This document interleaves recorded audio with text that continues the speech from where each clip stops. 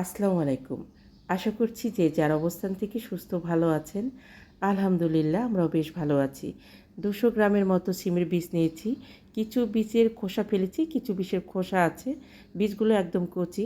২৫০ গ্রাম করলা, এটা উস্তা ছোট যেটা, পাতলা করে কেটে লবণ পানি দিয়ে খুব ভালোভাবে মেখে ধুয়ে নিয়েছি এবং যতটুকু সম্ভব বীজগুলো ফেলে দিয়েছি। বীজগুলো ফেলে দিলে খেতে বেশ ভালো লাগে। অনেকে আবার বীজ পছন্দ করেন। দুটো আলু একটু মোটা করে কেটে নিয়েছি, আলুটা মিডিয়াম সাইজের, দুটো বড় সাইজের পেঁয়াজ কেটে নিয়েছি, সামান্য রসুন কুচি এবং ৪-৫টা কাঁচামরিচ কেটে নিয়েছি। একটা কড়াইতে পরিমাণের থেকে কিছুটা বেশি তেল দেব। আমি আজকে আপনাদের সঙ্গে করলা ভাজির রেসিপি শেয়ার করব। আমন্ত্রণ জানাচ্ছি দিলরুবার হেসেলে। অনুরোধ করব লাইক দিয়ে আজকে রেসিপিটি কন্টিনিউ করবেন। আশা করছি রেসিপিটি আপনাদের কাছে অনেক ভালো লাগবে। তেলটা যখন কিছু গরম হয়েছে তখন রসুন এবং সিমের বীজগুলো দিয়ে দিব। ১ চা চামচের থেকেও কম এখানে আমি আদা রসুনের পেস্টটা ব্যবহার করেছি। সিমের বীজটাকে আমি আগে দিয়েছি কারণ এটা সিদ্ধ হতে একটু সময় নেবে। পরিমাণ মতো লবণ দেব। ৩-৪ মিনিটের মতো আমি এটাকে ভেজে নেব।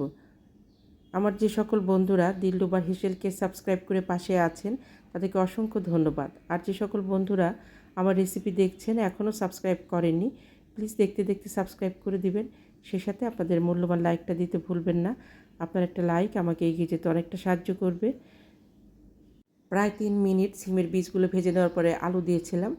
১ চা চামচের ৪ ভাগের ১ ভাগ এখানে আমি হলুদ দেব। খুব পরিমাণে কম, হলুদ না দিলেও ভালো লাগে। আলুটা দিয়ে প্রায় ২-৩ মিনিট ঢেকে আমি এটাকে ভেজে নিয়েছি। ২-৩ মিনিট পরে আমি এখানে করলাগুলো দিয়ে দিব। করলাগুলো প্রথমে দিলে করলাগুলোর থেকে সবুজ রঙটা চলে যাবে এবং করলা সেদ্ধ হতে সময় লাগে না এবং একটু কাঁচা কাঁচা থাকলেও খেতে খারাপ লাগে না। এটা খুব ভালোভাবে নেড়ে চেড়ে মিশিয়ে নেব। এখন আর ঢেকে দিব না, করলা দিয়ে ঢেকে দিলে কিন্তু করলার কালারটা নষ্ট হয়ে যাবে এবং তেতো লাগবে। দেশ দেশের বাইরে দূর দূরান্ত থেকে যে সকল দাদা দিদি ভাই বোন বন্ধু, সেই সাথে আমার সাধারণ দর্শক বন্ধু যারা আছেন আমার রেসিপিগুলো দেখে অনেক সুন্দর সুন্দর কমেন্ট করছেন, আমার পাশে থাকছেন, আমি তাদের প্রতি ভীষণভাবে কৃতজ্ঞ। প্লিজ এভাবেই পাশে থাকবেন। ৩-৪ মিনিট করলাটা ভেজে নেওয়ার পরে আমি পেঁয়াজ এবং কাঁচামরিচটা দিয়ে দিব। পেঁয়াজ কাঁচামরিচ দেওয়ার পরে আমি আবারও ৩-৪ মিনিট ভেজে নেব। গ্যাসের ফ্লেমটাকে হাই থেকে একটু কমিয়ে রাখবো।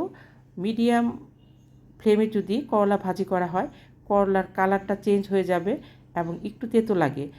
অন্যান্য ভাজি যেমন মিডিয়াম ফ্লেমে ভেজে নেওয়া যায়, কিন্তু করলাটা শুরু থেকে শেষ পর্যন্ত গ্যাসের ফ্লেমটাকে একই রকম রাখতে হয়, এতে করলার কালারটা সুন্দর থাকবে।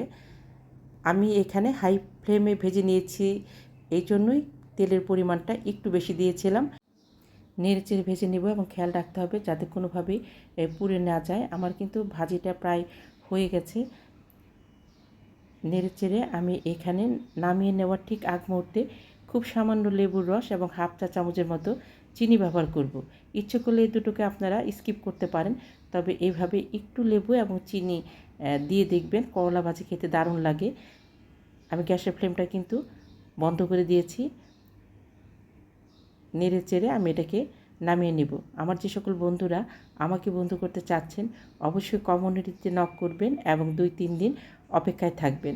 রেসিপিতে নক করবেন না, রেসিপিতে নক করলে খুঁজে পেয়ে ব্যাক দিতে সমস্যা হয়, বিষয়টা অবশ্যই খেয়াল রাখবেন। করলা ভাজি করতে খুব একটা সময় লাগে না।